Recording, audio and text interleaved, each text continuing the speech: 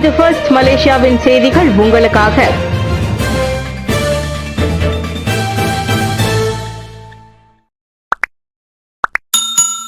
ஜித்ராவில் துயர சம்பவம். சனிக்கிழமை முதல் காணாமல் போன குடும்பம். ஆற்றில் மூழ்கிய காரில் பிணமாக கண்டெடுப்பு. கடந்த சனிக்கிழமை முதல் 60 கொண்ட குடும்பம் ஒன்று காணாமல் போய் தேடப்பட்டு வந்த நிலையில் இன்று ஜித்ரா சுங்கைகோரோக் ஆற்றில் மூழ்கிய காரிலிருந்து அவர்கள் 6 பேரின் உடல்களும் மீட்கப்பட்டன. இறந்தவர்களின் தாய், தந்தை மற்றும் 4 பிள்ளைகளும் அடங்குவர்.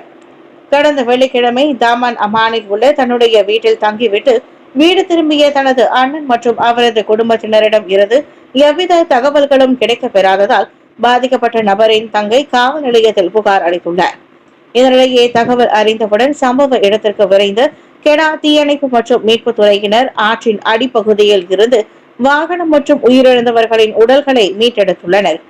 இந்த துயர சம்பவம் 32 வயது நிரம்பிய முகமது அசீம் எசாத் இஷாக், 31 வயது மதிக்கத்தக்க அவரது மனைவி நூருல் ஹிதாயா கலீஜா ரெஹ்மான் எஃபெண்டி மற்றும் 6 மாதங்கள் முதல் 9 வயது வரையிலான அவர்களது 4 குழந்தைகளும் உயிரிழந்துள்ளனர். இச்சம்பவம் குறித்து மேல் விசாரணை நடத்தப்பட்டு வருகிறது.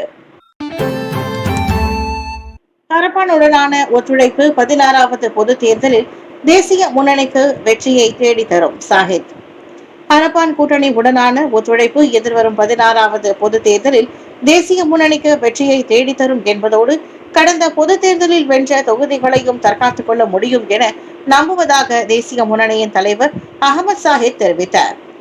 மக்கோட்டா மற்றும் ஆயர்குனிங் இடைத்தேர்தல்களின் முடிவுகளின் அடிப்படையில் இந்த கருத்தை கொண்டிருப்பதாக அவர் கூறினார். கடந்த 15வது பொது தேர்தலில் மக்கோட்டா தொகுதியை 5166 வாக்குகள் பெரும்பான்மையில் வெற்றி பெற்ற தேசிய முன்னணி இடைத்தேர்தலின் போது 20648 வாக்குகள் பெரும்பான்மையில் அத்தொகுதியை தற்காத்துக் கொண்டது. 15வது பொது தேர்தலில் ஆயர்குனிங் தொகுதியை 2213 பெரும்பான்மை வாக்குகளில் வெற்றி பெற்ற தேசிய முன்னணி அதன் பிறகு இடைத்தேர்தலில் அத்தொகுதியை 5006 வாக்குகள் பெரும்பான்மையில் தற்காத்துக் கொண்டது. அரபானுடனான ஒத்துழைப்பினால் தேசிய முன்னணிக்கான வாக்குகளும் அதிகரித்துள்ளது நிரூபிக்கப்பட்டுள்ளதாக நேற்று கெப்போங் ஆம்னோ பேராளர் கூட்டத்தை தொடக்கி வைத்து பேசிய போது ஆம்னோவின் தேசிய தலைவருமான சாஹித் ஹமீதி தெரிவித்தார்.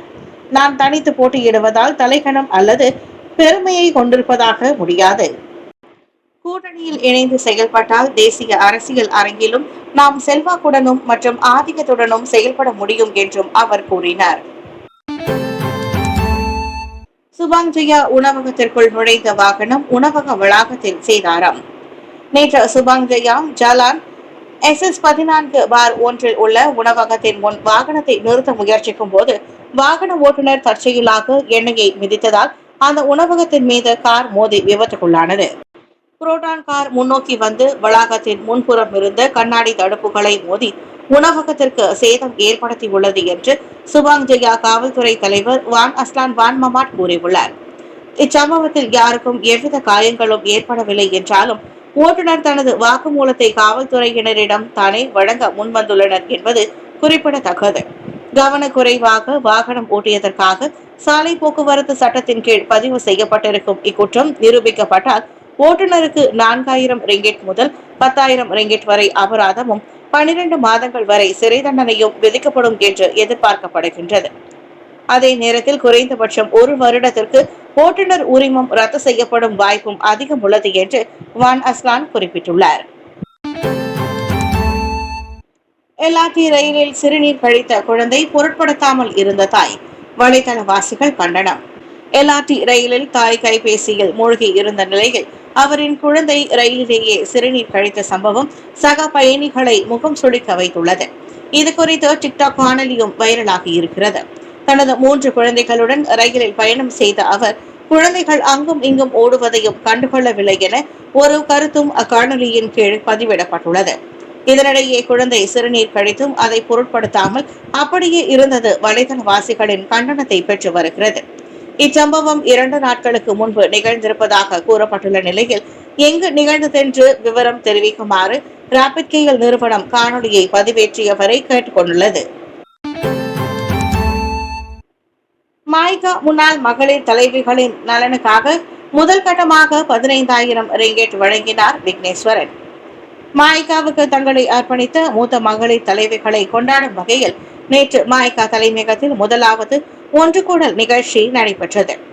மாய்கா மகளிர் முன்னாள் சேவையாளர்கள் செயற்குழு அதற்கு ஏற்பாடு செய்திருந்தது.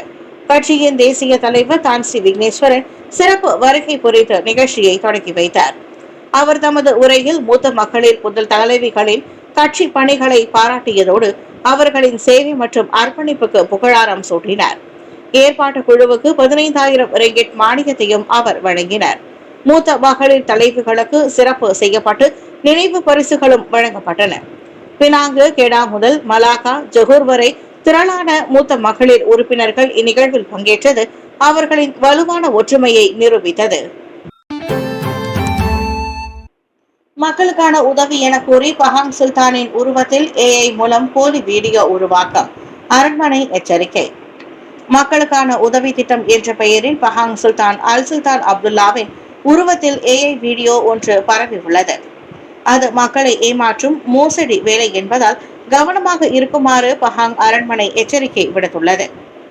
டிக்டாக்கில் வைரலாகி வரும் அந்த போலி வீடியோவை பகிர வேண்டாம் என்றும் அதில் ஏதாவது லிங்க் இணைப்பு இருந்தால் அதை தட்ட வேண்டாம் என்றும் அறிவுறுத்தப்பட்டுள்ளது. இதுபோன்ற சந்தேகத்திற்குரிய உள்ளடக்கங்களை பெற்றால் அதிகார தரப்பிடம் புகார் அளிக்குமாறு அரண்மனை கேட்டுக்கொண்டது. பஹாங் சுல்தான் தனிப்பட்ட சமூக ஊடக கணக்குகள் எதனையும் வைத்திருக்கவில்லை. அவரின் உரைகளோ அறிக்கைகளோ எதுவாக இருந்தாலும் 7,25,000 பின் தொடர்பாளர்கள் கொண்ட கெசுல்தனான் பஹாங் என்ற அதிகாரப்பூர்வ பேஸ்புக் பக்கத்தில் மட்டுமே வெளியிடப்படும் என்று தெரிவிக்கப்பட்டது. 13வது மலேசிய திட்டம் இந்திய சமூக மேம்பாட்டுக்கான பரிந்துரைகள் மட்டும் போதாது, அமலாக்கம் அவசியம். விக்னேஸ்வரன். 13வது மலேசிய திட்டத்தில் இந்திய சமூக மேம்பாட்டுக்காக சேர்த்துக் கொள்ளப்படுவதற்காக மாய்கா பரிந்துரை அறிக்கை ஒன்றை சமர்ப்பித்துள்ளது. மாய்கா தேசிய தலைவர் தான்ஸ்ரீ விக்னேஸ்வரன் அதனை தெரிவித்தார். சமூக பொருளாதாரம், கல்வி, இளையோர், பெண்கள், தொழில் வளர்ச்சி உள்ளிட்ட துறைகளை அப்பரிந்துரைகள் உள்ளாக்கியுள்ளன. இவ்வறிக்கையை நன்கு பரிசீலித்து உரியவற்றை ஜூலை 31ஆம் தேதி நாடாளுமன்றத்தில் தாக்கல் செய்யப்பட திட்டமிடப்பட்டுள்ளதாக 13வது மலேசிய திட்டத்தில் அரசாங்கம் சேர்த்துக் கொள்வதோடு அதன் அமலாக்கத்தை உறுதி செய்யும் என தாம் நம்புவதாக விக்னேஸ்வரன் கூறினார். சமூகத்தை சேர்ந்த பிற தரப்பினரும் தங்கள் பரிந்துரைகளை வழங்கியுள்ளதை தாம் அறிவதாக கூறிய அவர், இருப்பினும் இறுதியில் ஓர் திடமான ஆக்கிரமகரமான இந்தியர் நலன் தொடர்பான திட்டம் அமலுக்கு வருகிறதா என்பதே முக்கியம் என்றார். பிரதமர் அன்வார் பதவி விலக கோரி ஷா அலாமில் 300 பேர் மறியல் பேரணி. பிரதமர் பதவியில் இருந்து டத்தஸ்ரீ அன்வார் இப்ராஹிம் விலக கோரி ஸ்லாங்கூர் ஷா அலாமில் நேற்று 300க்கும் மேற்பட்டவர்கள் மறியல் பேரணி நடத்தினர். செக்ஷன் 9 வாகன நிறுத்தும் இடத்தில் நடைபெற்ற அந்த அமைதி பேரணி மக்களை பாதிப்பதாக அக்குழு கூறிக்கொண்ட சில விவகாரங்கள் குறித்து அதிருப்தியை வெளிப்படுத்துவதற்காக மேற்கொள்ளப்பட்டது. வாழ்க்கை செலவின உயர்வு ஜூலை 1ஆம் தேதி முதல் விரிவாக்கம் கண்டு SST வரி உள்ளிட்டவை அவற்றில் அடங்கும். போலீஸ் மேற்பார்வையில் காலை 8 மணிக்கு தொடங்கிய பேரணியில் துரோன் அன்வார், ராக்கியாட் சுசா, ராக்கியாட் தெரபகான் போன்ற வாசகங்கள் அடங்கிய பதாகைகள், போஸ்டர்கள் போன்றவற்றை ஏந்தி பங்கேற்பார்கள் முழக்கமிட்டனர். பாஸ் கட்சியினர், PKR முன்னாள் உறுப்பினர்கள் சிலரையும் அதில் காண முடிந்தது. எந்த ஒரு எனினும் அசம்பாவிதம் அதில் ஏற்படவில்லை. மறியல் முடிந்து அவர்கள் அமைதியாக கலைந்து சென்றனர். இது ஒரு தொடக்கமே என்றும் மாபெரும் பேரணி உண்மையில் ஜூலை 26ஆம் தேதி மெர்டேகா சதுக்கத்தில் நடைபெறும் என்றும் ஏற்பாட்டாளர்கள் கூறினர். இந்தியாவின் முன்னணி பொறியியல் கல்லூரி வளாகத்தை மலேசியாவில் திறப்பது குறித்து அன்வார் மற்றும் மோடி பேச்சு. IIT எனப்படும் இந்திய தொழில்நுட்ப கல்லூரியின் கேம்பஸ் வளாகத்தை மலேசியாவில் திறப்பது குறித்து பரிசீலிக்கப்படுகிறது. பிரதமர் ஸ்ரீ அன்வார் இப்ராஹிமும் இந்திய பிரதமர் நரேந்திர மோடியும் அது குறித்து விவாதித்துள்ளனர். பிரேசிலில் நடைபெறும் பிரிக்ஸ் உச்சநிலை மாநாட்டுக்கு வெளியே நேற்று இருவரும் சந்தித்து பேசினர். IIT பொறியியல் மற்றும் தொழில்நுட்ப துறைகளில் இந்தியாவின் முன்னணி கல்லூரியாகும். உயர்திறன் தேர்ச்சிமிக்க பட்டதாரிகளை உருவாக்குவதிலும் புத்தாக்க வளர்ச்சியிலும் அக்கல்லூரி மிகவும் புகழ்பெற்றதாகும். உலக அளவிலும் முன்னணி பொறியியல் கல்லூரிகளில் ஒன்றாக அது கருதப்படுகிறது. இவ்வேளையில் கலாச்சாரம், சுற்றுலா, கல்வி பரிமாற்றம் ஆகியவற்றில் அணுக்கமான ஒத்துழைப்பை மேம்படுத்தும் முயற்சிகள் குறித்தும் இரு தலைவர்களும் பேசினர்.